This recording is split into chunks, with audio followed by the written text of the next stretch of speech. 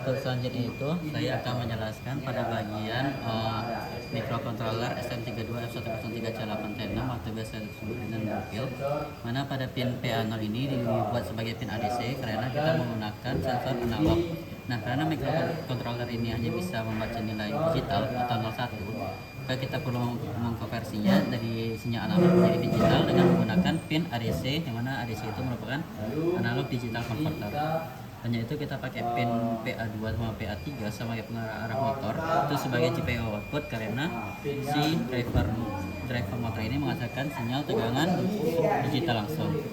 Selanjutnya untuk si kipas atau si motor ini dia kan membutuhkan sinyal PWM untuk berputar, maka kita perlukan sinyal pada PA8 itu diset sebagai timer, dimana itu nanti dicek pada bagian timer tim 1 dan menggunakan clock transient clock dan PWM generation C1. Nah, lalu PA8 ini sebagai interrupt, yang mana interrupt ini jika terjadi sebuah gangguan maka ia akan memaksakan matikan sistem dan memprioritaskan sebuah pintar.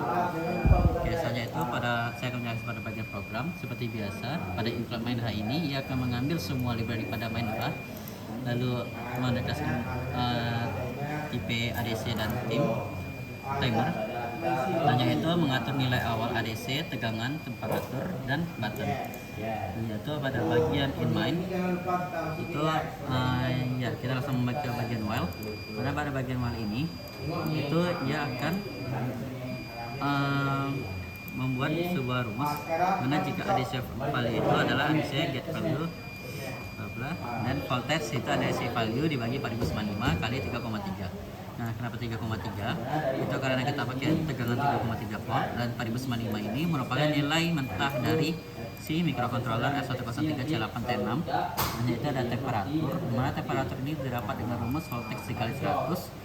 Nah, jika ini dalam keadaan sistem on, maka jika sebuah kondisi jika temperatur itu besar sama dengan 27, maka ia akan menuliskan sebuah pin GPIO AA pin 2, berarti A2 itu sebagai set atau 1, dan menulis pin GPIO A pin 3 atau A3 itu sebagai pin reset atau 0.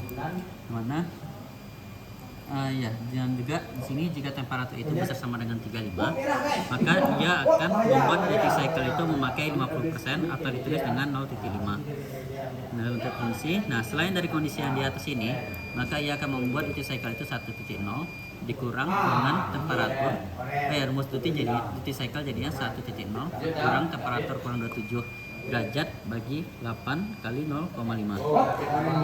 Selanjutnya selain dari kondisi itu di atas juga ada juga sebuah kondisi jika A2 itu akan dituliskan sebagai 0, A3 juga 0, dan juga selain dari kondisi yang di atas maka A2 dan A3 itu buat 0 juga.